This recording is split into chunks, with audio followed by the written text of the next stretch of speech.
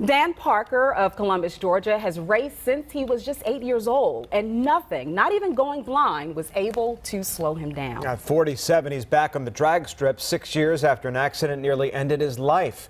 The Fox Medical Team's Beth Galvin is here now with Dan's story. And Tom and Marissa, I can't wait for you to meet Dan and hear his story because he has a fire in him that is so rare.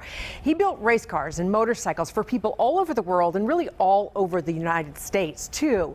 And what Dan wants more than anything is to race again.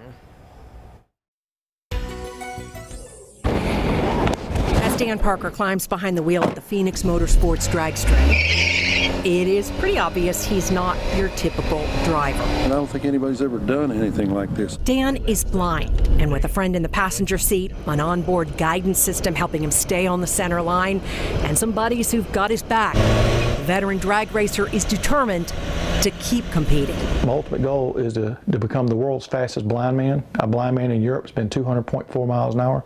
So my plan is we're going to bring that record home to the United States. In March of 2012, on a track like this, Dan was behind the wheel of a Pro Mod car that he built himself. His girlfriend Jennifer Stagel watching from the stands when something went wrong. Right past the 8th mile, the car made a hard right.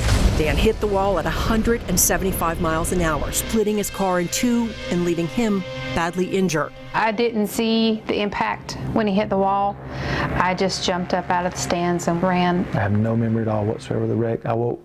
They brought me out of the coma 2 weeks later. That's when doctors discovered that Dan's injuries had caused his brain to swell inside his skull, compressing and permanently damaging his optic nerve. Dan awoke blind. Basically, my life was over, you know, as I knew it. Everything in life that I enjoyed was no longer going to be a possibility. Back home, he felt lost. Sad, withdrawn. He'd sleep a lot. But just 6 weeks after he came home, Dan was back on his milling machine, cutting metal, using his hands to measure and guide him. I was not going to let blindness win.